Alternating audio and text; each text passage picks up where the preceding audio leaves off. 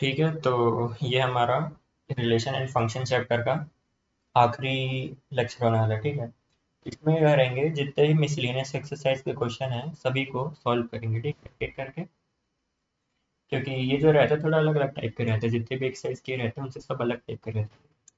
तो जल्दी से बिना टाइम वेस्ट करते हम लोग पहले क्वेश्चन पे आते हैं। तो पहला क्वेश्चन में क्या दिया है कि दो फंक्शन है, एक एफ ऑफ एक्स है और एक जी ऑफ एक्स है। ठीक है, हम लोग को बताना है कि दोनों फंक्शन है कि नहीं। ठीक है, फंक्शन होने का सबसे पहला जो क्राइटेरिया था क्या है, उसका एक ही इमेज रहना चाहिए। अगर ये एक्स है और अगर ये वाई है, तो अगर एक्स में 1 2 3 है और यहाँ पर 2 3 4 है, अगर वन का टू से जुड़ा हुआ है, टू थ्री से जुड़ा है, थ्री फोर से जुड़ा है, सबका एक इमेज है। ठीक है, तो ये फंक्शन है। अगर वन यहाँ पर थ्री से भी जुड़ा हुआ है, टू से भी जुड़ा हुआ है, तो वन का दो इमेज हो गया, तो ऐसे में ये फंक्शन नहीं होगा। ठीक है, तो फंक्शन का डेफिनेशन यही रहता है, अगर एक्स टेंड्स टू वाई करके एक हम लोग रिलेशन बनाए हैं, तो अगर इमेज उसका सिर्फ एक ही है तो फिर वो फंक्शन रहेगा। ठीक, तो ऐसे में हम लोग कैसे सॉल्व करते हैं कि पहला वाला मैं लंबे से बताता हूँ। हम लोग को दिया है जब एक्स की वैल्यू जीरो से बड़ी या इक्वल है या थ्री से छोटी है, तो क्या हो रहेगा, एक्स स्क्वायर रहेगा।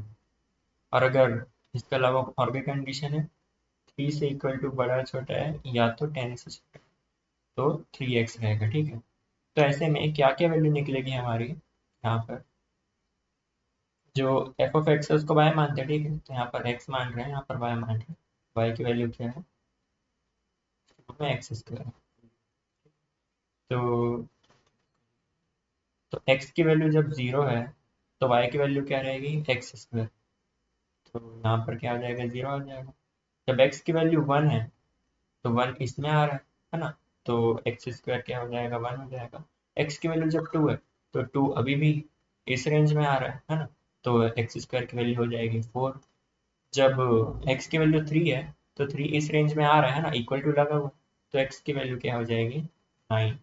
अब एक्स की वैल्यू थ्री में यहाँ पर भी हमारा ओवरलैप कर रहा है ना, इक्वल टू थ्री यहाँ पर भी है, तो यहाँ पर क्या हो जा रहा है, एक्स की वैल्यू थ्री रखने पे यहाँ पर भी नाइन आ रहा है, फोर रखने पे ट्वेल्व आ रहा है। तो ऐसे करते करते रखते जाएंगे वैल्यू, तो हम लोग को ये पता चल रहा है एक्स की वैल्यू पे हम लोग को यहाँ पर एक ही इमेज मिल रहा है।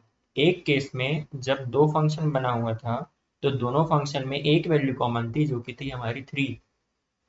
तो थ्री में हम लोग को बस चेक करना था कि एक सेम अलग अलग इमेज मिल रहा है कि नहीं, है ना। तो थ्री में यहाँ पर नाइन मिल रहा था, यहाँ पर भी नाइन मिल रहा था, तो इन दोनों की जगह मैं सिर्फ एक मान सकता हूँ कि थ्री इक्वल्स टू नाइन, तो यहाँ पर एक ही इमेज है। तो जब भी हम लोग को ऐसा फंक्शन दिया हो जिसमें हम लोग को बताना है कि फंक्शन है कि नहीं, तो हम लोग को सिर्फ वो एक पॉइंट पे चेक करना रहता है जो दोनों कंडीशन पे कॉमन हो। जैसे कि यहाँ पर दोनों कंडीशन में कॉमन क्या था, एक्स की वैल्यू जब थ्री के इक्वल थी, तो यहाँ पर भी एक केस था, यहाँ पर भी एक केस था, है ना। सेम यहाँ पर x की वैल्यू जब टू के बराबर है तो एक केस यहाँ बन रहा है और एक केस हमारा यहाँ बन रहा है। तो सिर्फ एक ही पॉइंट पे हम लोग को चेक करना रहेगा जहाँ पर दोनों अलग अलग केस में हम लोग को ओवरलैप होता है। ठीक है, तो हम लोग चेक करते हैं, कैसे चेक करेंगे, ये तो मैं लंबा बता दिया, एग्जाम में ऐसा करना नहीं है। ये सब जो क्वेश्चन रहता है ना, ये ज़्यादा एकदम लंबे के लिए मार्क्स के लिए आता नहीं है। ठीक है, तो कैसे करना है अब इसको, हम लोग एग्जाम में जब करेंगे तो क्या रहेगा, हम लोग देखेंगे ठीक है कि दोनों कंडीशन में मैचिंग वैल्यू किस में मिल रही है, x is equal to three में। तो x is equal to three में हम लोग एक्स स्क्वायर की वैल्यू निकालेंगे।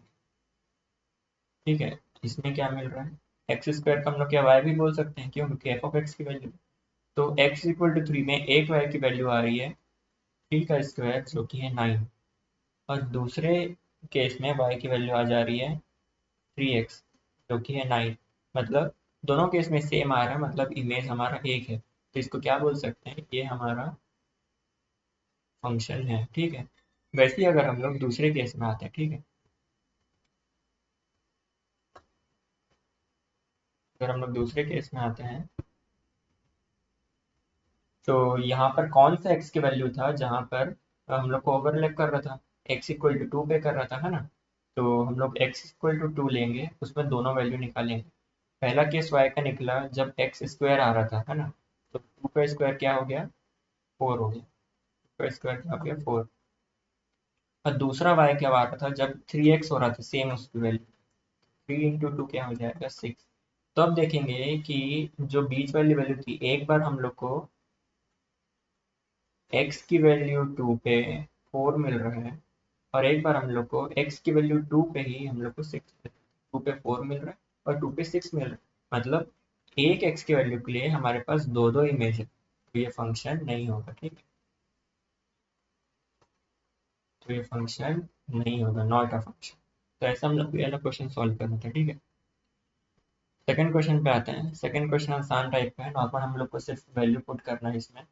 तो एफ ऑफ एक्स क्या है, एक्स स्क्वायर। ठीक है, और यहाँ पर वैल्यू क्या दी 1.1।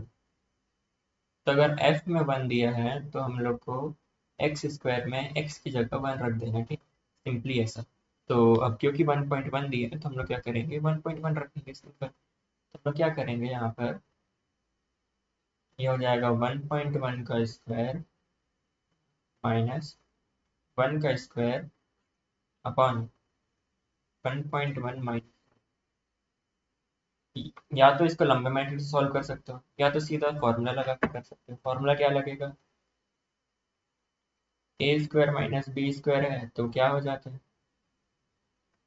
ए प्लस बी इंटू ए माइनस बी, है ना। तो क्या फॉर्मूला लगा देंगे, इसमें कैसे लगाएंगे। ए यहाँ पर क्या था, 1.1 था। बी यहाँ पर क्या था, 1 था। तो क्या फॉर्मूला लगेगा, 1.1 माइनस 1 इंटू 1.1 प्लस 1। ठीक है, फिर डिवाइडेड बाई नीचे में 1.1 माइनस 1 है पहले से। तब ये दोनों तो यहाँ से कट जाएगा। तो आंसर क्या है, इन दोनों को प्लस कर दीजिए, 1.1 प्लस 1। आंसर आ गया अपना 0.1। सिंपल ऐसा आंसर। ठीक है, अपने हिसाब से अगर हम लोग तुम लोग को क्या बोलते हैं स्क्वायर लेके ही करना है, थोड़ा लेंथ बढ़ाना है आंसर का, तो ऐसे भी कर सकते हो। अगर नहीं बढ़ाना है, टाइम कम है, तो ऐसे भी कर सकते हो। ठीक है, अब अगले में आते हैं। हम लोग को बताना है कि इस फंक्शन का डोमेन क्या है। डोमेन मतलब क्या रहता है, सिंपल सी बात, एफ ऑफ एक्स मतलब वाई रहता है। तो Y is equal to X square plus 2x plus 1 upon X square minus 8x plus 12। ठीक है, डोमेन मतलब क्या रहता है कि x में मेरी क्या क्या वैल्यू आ सकती है। ठीक है, तो अगर मैं न्यूमरेटर में देखूँ तो न्यूमरेटर में मैं x में कुछ भी वैल्यू रख सकता हूँ, 1 2 3 कुछ भी रख सकता हूँ। ठीक है, दिक्कत मेरे को सिर्फ डिनोमिनेटर में आएगा। क्यों, क्योंकि जो मेरा डिनोमिनेटर है वो कभी भी ज़ीरो नहीं होना चाहिए। ठीक है, मतलब नीचे में कोई भी ऐसी वैल्यू नहीं रख सकता जिससे मेरा ज़ीरो आए। क्या करूँगा, X square minus 8x plus 12 equal to zero करूँगा। ठीक है, मैं देखूंगा कि x में क्या क्या वैल्यू रखूंगा कि जीरो आएगा मेरा। ठीक है, स्प्लिट करेंगे, कैसे होगा, -6x minus 2x plus 12 equal x minus 6 -2 common ले लिए, x माइनस 6 इक्वल टू 0। तो x माइनस 6 कॉमन ले लेंगे तो x माइनस 2 बचेगा इक्वल टू 0। इससे क्या पता चल रहा है, x की वैल्यू 2 पे और x की वैल्यू 6 पे, अगर मैं ये दोनों वैल्यू रखूंगा तो डिनोमिनेटर मेरा जीरो हो जाएगा। ठीक है, तो मेरा नीचे का रेंज क्या हो जाएगा, मैं ऑब्वियस सी बात है पूरे के पूरे रियल नंबर रख सकता था, पर मैं क्या नहीं रख सकता, एक 2 नहीं रख सकता और एक 6 नहीं रख सकता। ठीक है, तो 2 और 6 को हटा के मैं पूरे के पूरे रियल नंबर रख सकता हूँ। ये मेरा हो जाएगा डोमेन इसका। ठीक है, इसके बाद फिर हम लोग अगले वाले में आते हैं। हम लोग से पूछा है कि ये जो फंक्शन दिया है इसका डोमेन और रेंज क्या रहेगा। ठीक है, फंक्शन क्या है, y is equal two of X minus 1।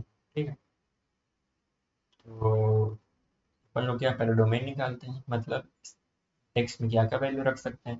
तो हम लोग को पता है क्योंकि x हमारा रूट के अंदर है, तो x माइनस 1 हमेशा इक्वल टू 0 रहना चाहिए, है ना। मतलब x की वैल्यू हमेशा ग्रेटर देन या इक्वल टू 1 रहनी चाहिए। तो मेरा डोमेन क्या हो गया, 1 से लेके इंफिनिटी तक पूरा का पूरा, और 1 यहाँ पर इंक्लूडेड रहेगा, ठीक है। और रेंज क्या हो जाएगा, मैं 1 डालूंगा तो x इज इक्वल टू 1 पे y की वैल्यू क्या आएगी, 0। तो जो मेरा वर्स्ट केस था मिनिमम वाला, तो मेरी वैल्यू क्या मिलेगी, 0। इसके बाद तो वैल्यू हमारी बढ़ती जाएगी, है ना। तो मेरा जो रेंज हो जाएगा वो क्या हो जाएगा, 0 से इंफिनिटी, और 0 यहाँ पर इंक्लूडेड रहेगा। ये हमारा डोमेन रेंज इसका होगा, ठीक है। फिफ्थ क्वेश्चन पे आते हैं। फिफ्थ में क्या बोल रहा है कि फिर से हम लोग को डोमेन और रेंज निकालना है मॉड एक्स माइनस।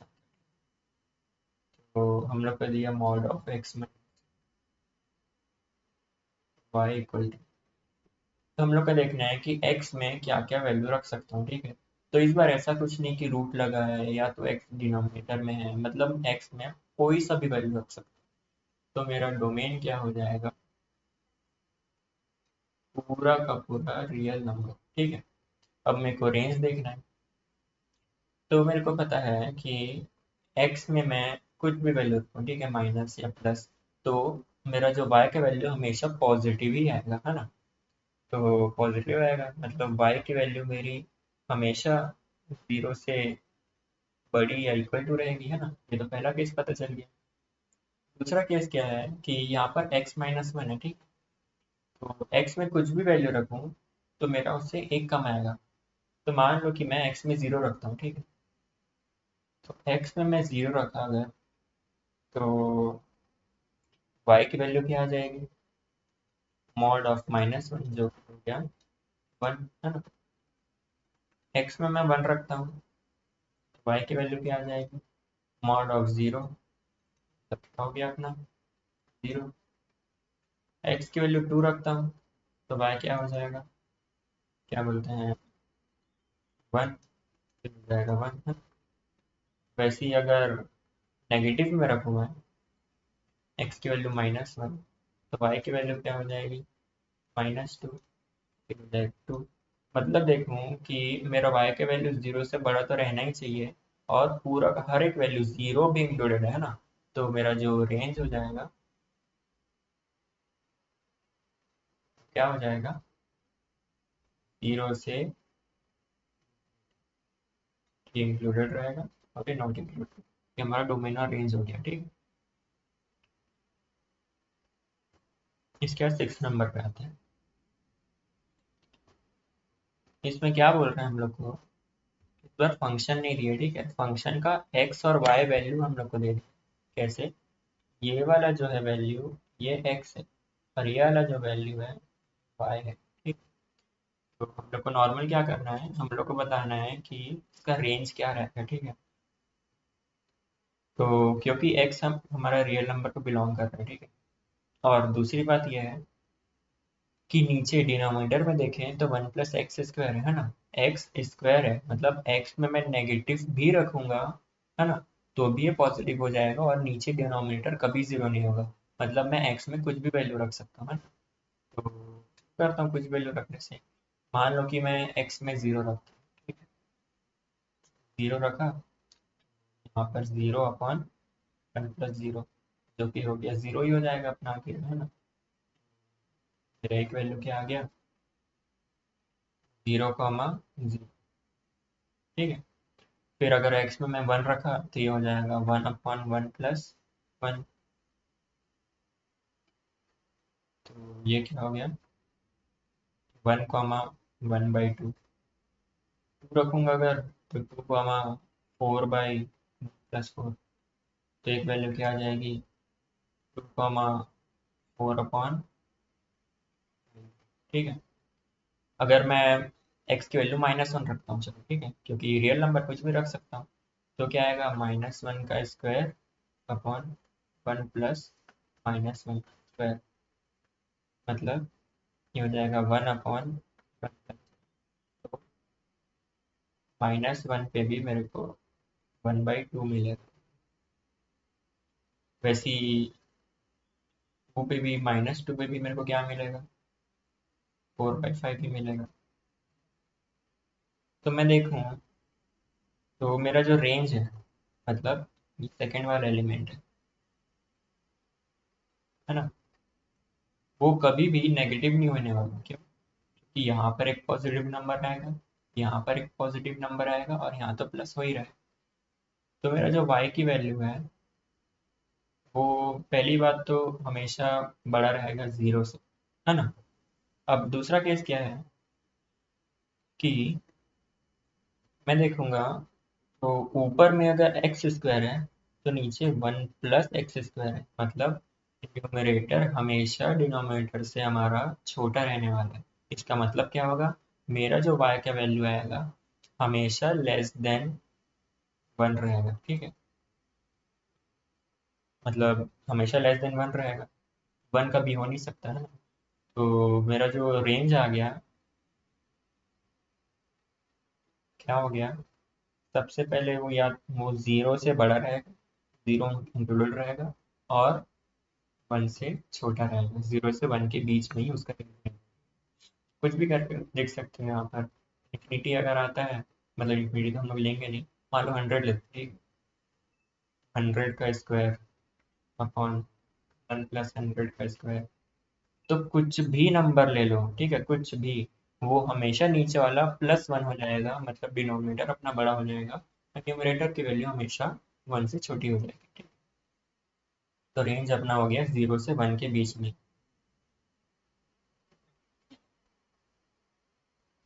इसके बाद सेवेंथ में आते हैं। सेवेंथ में सिंपली हम लोग को क्या बोल रहा है कि हम लोग को एफ ऑफ एक्स और जी ऑफ एक्स दे दिया है, तो हम लोग को अलजेब्रिक फंक्शन निकालना है, ठीक है। तो कैसे निकालना है, पहला बोला है हम लोग को एफ प्लस जी, ठीक है। तो एफ प्लस जी क्या हो गया, F of x plus ji of x, क्या हो जाएगा, X plus one plus two X minus three, क्या हो गया, three x minus two. Answer निकल गया सीधा। एफ माइनस जी क्या होगा, F of X minus ji of X, मतलब x plus one minus two X minus three. ये क्या हो गया, x plus one minus two X plus three, ये हो जाएगा माइनस एक्स प्लस फोर, ठीक है। ये निकल गया ऐसा। आखिर में बोल रहे हैं एफ बाई जी, ठीक है। तो क्या हो जाएगा, X plus one on two X minus three. इसको और ज़्यादा सिंप्लीफाई कर नहीं सकते क्योंकि कॉमन निकलेंगे, तो इसको हम लोग को ऐसे ही छोड़ना पड़ेगा। बस एक कंडीशन डालना रहेगा कि x की value not equal two by three, हाँ सॉरी, थ्री बाई टू। अब ऐसे कैसे निकालिए, मेरे को पता है टू एक्स माइनस थ्री कभी भी ज़ीरो के बराबर नहीं होना चाहिए, तो टू एक्स कभी भी थ्री के बराबर नहीं होना चाहिए, मतलब x की वैल्यू कभी भी थ्री बाई टू के इक्वल नहीं रहनी चाहिए। तो ये कंडीशन हम लोग को ये डालना रहता है जब भी हम लोग एफ बाई जी निकालते हैं, ठीक है। अगले क्वेश्चन में आते हैं। इसमें क्या बोल रहा है कि हम लोग को एक फंक्शन दे दिया, उसकी वैल्यू दे दी है, ठीक है। और फंक्शन कैसे डिफाइंड है वो भी दिया हम लोग को। एफ ऑफ एक्स जो है वो है ए एक्स प्लस बी, और उसके वैल्यूज क्या क्या निकल रहा है, वन कामा वन निकल रहा है, टू कामा थ्री निकल रहा है, टू कामा माइनस वन, और minus one comma minus three. तो हम लोग को बताना क्या है, ए और बी की वैल्यू, ठीक है। तो कैसे लिख सकता हूँ, y equal to X plus B. अब एक केस क्या है, वन कॉमा वन, मतलब x में वन रखूंगा तो y की वैल्यू वन आएगी, है ना। तो ये रख देता हूँ, one equal to A plus B. ये मेरा हो गया फर्स्ट इक्वेशन। दूसरा क्या है, टू कॉमा थ्री, मतलब x में टू रखूंगा तो y की वैल्यू थ्री आएगी। पहला x होता है दूसरा y, पहला x होता है दूसरा y। तो x में मैं रखूंगा टू, तो y में मिलेगा मेरे को थ्री, ए प्लस बी। ये हो गया दूसरा। तो अगर दो वेरिएबल है तो दो इक्वेशन लगेगा, तीन वेरिएबल है तो तीन इक्वेशन लगेगा। तो हमारे पास दो वेरिएबल था ए और बी, तो दो इक्वेशन बना लिए। हम इन दोनों को सॉल्व करेंगे तो हमारे पास आंसर आ जाएगा। कैसे करेंगे? एलिमिनेशन करते हैं हम लोग। माइनस करेंगे तो बी और बी कट जाएगा हमारा, तो ये हो गया -2 इक्वल टू ए -2, ये हो जाएगा -a, मतलब ए की वैल्यू हो गई 2। अब ए की वैल्यू को मैं किसी भी इक्वेशन में रख दूंगा, मान लो 1 इक्वल टू मेरा ए प्लस बी है, ए की वैल्यू 2 इसमें रख दिया, की वैल्यू आ जाएगी -1। ठीक है, तो मेरा ए का वैल्यू 2 था और बी का वैल्यू -1। तो जो इक्वेशन बनेगा कैसे बनता, ए एक्स प्लस बी हो जाता 2x - 1। ठीक है, ऐसे। अगले क्वेश्चन में आते हैं, थोड़ा अलग टाइप का है। इसमें क्या बोल रहा है कि हम लोग को रिलेशन दिया है, ठीक है, और कैसे डिफाइन कर रहे हैं, A is equal to B square से। ठीक, तो अब क्या बोल रहे हैं, हम लोग को तीन कंडीशन दी है, हम लोग बताने की ट्रू है कि नहीं। ठीक है, तो पहला क्या दिया है कि हम लोग को देखना है पहले वाले में ए कॉमा ए इसको बिलोंग करता है कि नहीं, है ना। तो मैं क्या करूँगा, ए मेरा है एक्स का वैल्यू, ये ए मेरा है वाई का वैल्यू, है ना। तो अब जब मैं रखूँगा ए इक्वल टू बी स्क्वायर में वैल्यू, ठीक है, तो बी में मैं रख दिया ए, तो क्या हो जाएगा ए स्क्वायर। तो क्या पता चल रहा है, A is equal to A square आ रहा है, ये तो ट्रू हो ही नहीं सकता, है ना। तो ये तो गलत हो गया, मतलब पहला वाला मेरा फॉल्स है। ठीक है, दूसरे वाले में आते हैं हम लोग। इसमें क्या बोल रहा है, ए कॉमा बी अगर बिलोंग कर रहा है आर को, तो इसका मतलब ये हो गया कि बी कॉमा ए भी बिलोंग कर रहा है आर को। ठीक है, तो फिर से ए इक्वल टू बी स्क्वायर है ना। तो मैं क्या किया, एक बार मैं रख दिया ए की वैल्यू बी स्क्वायर है, ठीक है, तो ए कॉमा बी को मैं बी स्क्वायर कॉमा बी लिख सकता हूँ, और दूसरे वाले में बी कॉमा ए है ना, तो मैं बी कॉमा ए में, इसमें क्या है, ए की वैल्यू बी स्क्वायर है, बी कॉमा बी स्क्वायर ये लिख सकता हूँ।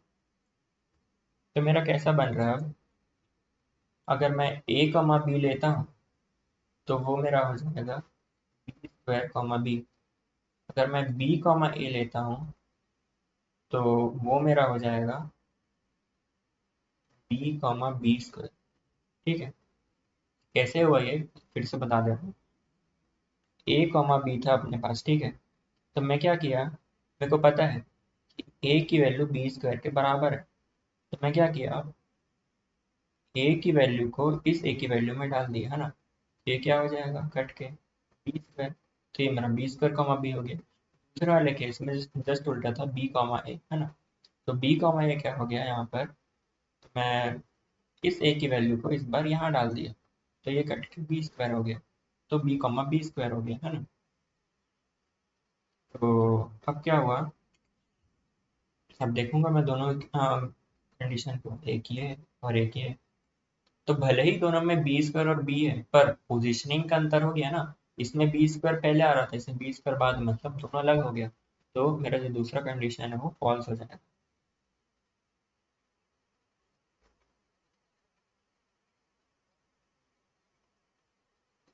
ठीक है, तीसरे कंडीशन में आता हूँ, वो बोल रहे हैं कि अगर ए कॉमा बी बिलोंग करता है आर को, बी कॉमा सी बिलोंग करता है आर को, ए कॉमा सी भी बिलोंग करना चाहिए आर को। ठीक है, तो हम लोग देखते हैं इसको भी। अगर मेरा ए कॉमा बी सही है और बी कॉमा सी सही है, ठीक है, तो ए इक्वल टू बी स्क्वायर मेरा कंडीशन है, मतलब ये इसका स्क्वायर होना चाहिए। तो पहले से मेरे को क्या मिल गया, ए इक्वल टू बी स्क्वायर मेरे पास सही कंडीशन है, पहले वाले से प्रूव हो गया मेरा। दूसरे वाले से क्या प्रूव हो गया, कि B equal to C square सही है, ठीक। अब तीसरे में मेरे पास क्या है कि मेरे को प्रूव करना है ए कॉमा सी सही है कि नहीं। तो इससे क्या निकलेगा, ए इक्वल टू सी स्क्वायर मेरे को प्रूव करना पड़ेगा, है ना। तो मैं इन दोनों को यूज करता हूँ ए और सी के बीच रिलेशन बनाने के लिए। क्या करूँगा, यहाँ से बी की वैल्यू मैं यहाँ डाल दूंगा, ए इज इक्वल टू स्क्वायर का स्क्वायर, तो ए इज इक्वल टू सी की पावर 4। मेरे पास ये वैल्यू आ रही है, पर मेरे पास आनी चाहिए थी ये, तो मेरा क्या हो गया, ये भी फॉल्स हो गया, ठीक है। तो तीसरा कंडीशन था वो भी फॉल्स हो गया, ठीक है।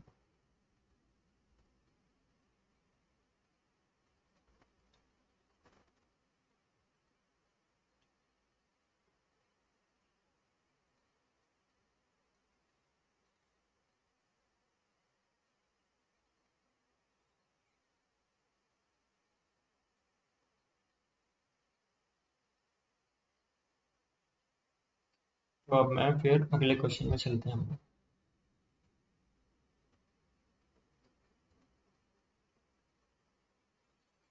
इसमें क्या दिया हुआ है कि एक सेट ए दे दिया है, एक बी, और एक फंक्शन है एफ, ठीक।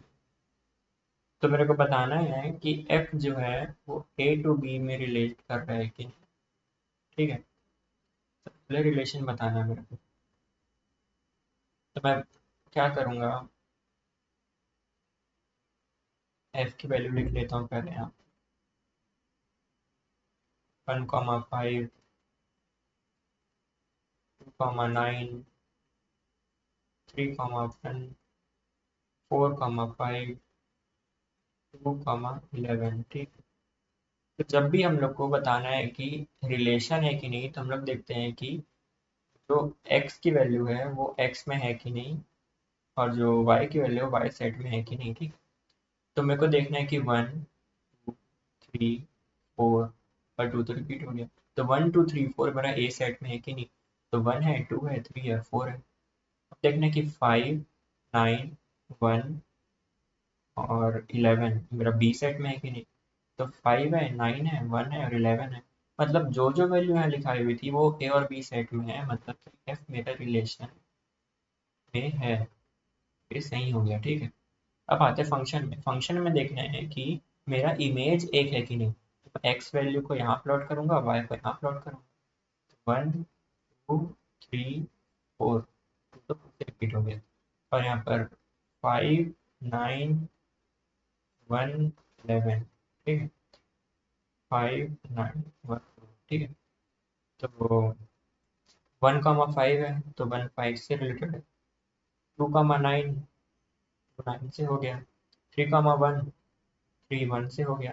4,5, 4 अपना 5 से हो गया। 2,11, वो अपना 11 से हो गया। अब देखेंगे, टू एक बार 9 भी वैल्यू दे रहा है, टू एक बार 11 भी वैल्यू दे रहा है, मतलब टू की दो इमेज हो गई। अब किसी भी चीज में अगर एक से ज्यादा इमेज आ रहा है, मतलब कि वो फंक्शन नहीं है। तो क्या हो जाएगा, नॉट अ फंक्शन, ठीक है। ऐसे इसको सॉल्व करेंगे। 11th में आते हैं हम लोग।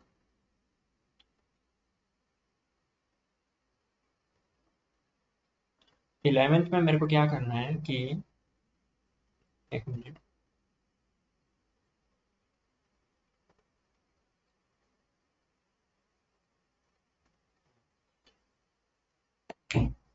इलेवेंथ में मेरे को फिर से एक कंडीशन दिया है, जिसके x की वैल्यू है ए बी और y की वैल्यू है ए प्लस बी, ठीक है। यहाँ पर से पता चलता है। तो x की वैल्यू है ए बी, y की वैल्यू ए प्लस बी। अब मेरे को बताना है कि ये फंक्शन है कि नहीं, ठीक है। फंक्शन है कि नहीं का मतलब सीधा सिंपल मतलब ये रहता है कि उसका सिर्फ और सिर्फ एक इमेज रहना चाहिए, ठीक है। तो अगर मेरी x की वैल्यू है ए बी और y की वैल्यू है ए प्लस बी, तो मेरे को ये इंश्योर करना है बस कि x की किसी एक वैल्यू पे y का सिर्फ और सिर्फ एक आंसर आना चाहिए, ठीक है। तो ऐसे क्वेश्चन को क्या करते हैं कि हम लोग हिट एंड ट्रायल मेथड से हमेशा सॉल्व करते हैं, ठीक है। तो ऐसे करते हैं, मान लो कि मैं x की वैल्यू ले लिया 2, हाँ 1 ले लिया, ठीक है। नहीं, ऐसा ए बी की वैल्यू लेते, ए की वैल्यू 1 लिया, बी की वैल्यू 2 लिया, ये अलग केस करते हैं, ठीक है। तो एक्स की वैल्यू क्या आ जाएगी मेरी, 2 आ जाएगी, और वाई की वैल्यू क्या आ जाएगी, 3 आ जाएगी, ठीक है। अब अगर मैं यहीं पर ए की वैल्यू को -1 लेता हूँ और बी की वैल्यू को -2 लेता हूँ, ठीक है, तो एक्स की वैल्यू क्या हो जाएगी, अभी भी 2 रहेगी, और वाई की वैल्यू क्या हो जाएगी, -3 हो जाएगी। तो अब हम लोग को इससे देखें तो क्या पता चला, एक्स की ए की वैल्यू पे एक बार 3 मिल रहा है और एक बार -3 मिल रहा है ना। तो मतलब इसके दो इमेज बन गए, इमेजेस। मतलब क्या हुआ, ये इज नॉट अ फंक्शन, ठीक है। ये सब क्वेश्चन को हिडन ट्रायल मेथड से करना रहता है, ये उतने बड़े मार्क्स के लिए आता नहीं, 1-2 मार्क्स के लिए एग्जाम में आता है, तो जल्दी हो जाता है, ठीक है। फिर आज के मतलब इस चैप्टर के आखिरी क्वेश्चन पे आते हैं, मिसलेनियस के पूरा का पूरा। इसमें क्या बोल रहा है कि एक सेट दे दिया है ए, और फंक्शन डिफाइंड है, ठीक है। फंक्शन कैसे डिफाइंड है हमारा, एफ ऑफ एन, जो भी एन है उसका हाईएस्ट प्राइम फैक्टर है, ठीक है, highest prime factor of N, ठीक है। तो मान लो कि मैं ले रहा हूँ एफ ऑफ 9, ठीक है, तो इसके प्राइम फैक्टर कौन कौन से रहेंगे, 2 रहेगा, और 3 रहेगा, बस इतना है ना। अब ये 3 प्राइम फैक्टर में से सबसे बड़ा कौन सा है, 3 है। तो अगर मैं x की वैल्यू 9 रख रहा हूँ, तो इसका जो प्राइम